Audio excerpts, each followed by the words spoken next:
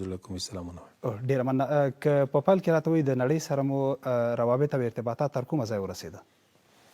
بسم الله الرحمن الرحیم حامد و مصلیا اما بعد څومره هیوادونو سره تر اوسه پورې اړیکې نیول سوي دي او تماس نیول سوی ترنه خوشحاله یو، نتیجې مثبتې وې. د راتلونکي دپاره هم ښه امید ځینې لرلی سو او دا پروسه دوام کوي. زموږ د بهرنیو چارو پالیسي چې د بهرنیو چارو وزارت دی په دې مورد باندې ډېر ښه روان ده. امید کېږي چې نور هم پیاوړي ګامونه واخیستل شي. وړاندې لکه ما چې په مقدمه کې ویلي 50 اسلامي هیوادونو د پاکستان په پلازمینه اسلام آباد کې د افغانستان د وضعیت په اړه باندې غونډه ترسره کړه.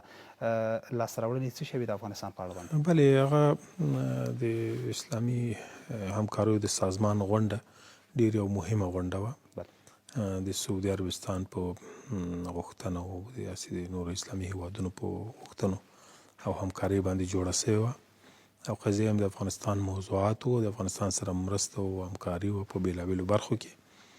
نو یو خوا د غونډې پرېکړې وې چې هغه هم مثبتې وې. ټولو د افغانستان سره د اقتصادي برخه کې د همکارۍ غوښتنه وکړه. ټولو غوښتنه وکړه چې د افغانستان د اقتصادي تعذیرات لرې سي او ټولو د راتلونکو د جوړ امنیت او نظام د دې نه د حمایت څرګندونه کړې ده.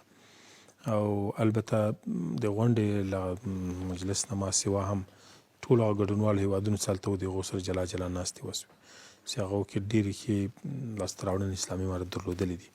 هیوادونو هڅه وکړه یا یې تمایل ښود چې په افغانستان کې سرمایه ګذاري وکړي، په افغانستان کې د اقتصاد د رشد لپاره کار وکړي او دا په ډیپلوماتیک هڅه کې د افغانستان د حکومت او د خلکو لاسنیوی وکړي. ګډون کوونکو حکومتونو ټولو نیت ډېر ښه او زموږ له خوا هم د اسلامي امارت دریځ چې په بېپرتوب ولاړ ده او په همکارۍ ولاړ ده او په اعتماد ولاړ ده، هغه دوی سره شریک سو. امید چې په راتلونکي کې ښې نتیجې ولرو.